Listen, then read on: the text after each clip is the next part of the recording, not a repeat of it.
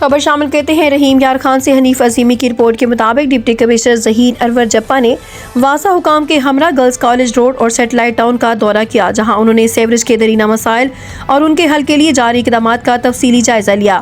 Deputy commissioner نے واسا office کا بھی دورہ کیا اور وہاں موصول ہونے والی عوامی شکایات اور ان کے ازالے کے لیے کیے گئے اقدامات پر بریفنگ لی۔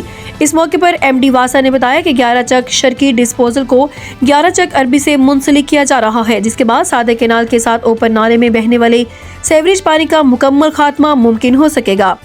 ڈپٹی کمشنر ظہیر انور جپا نے کہا کہ اس منصوبے کی تکمیل سے اطراف کی آبادیوں کے سیوریج سے متعلق درینہ مسائل مستقل بنیادوں پر حل ہو جائیں گے۔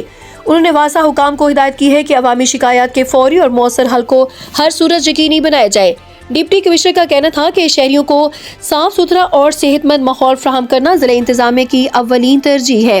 بعد ازاں ڈپٹی کمشنر نے ماڈل بازار میں جاری تعمیراتی کاموں کا بھی معائنہ کیا اور متعلقہ حکام کو ہدایت کی کہ تعمیراتی کام جلد از جلد مکمل کیے جائے تاکہ شہریوں کو بہتر سہولیات کی فراہمی ممکن بنائی جا سکے۔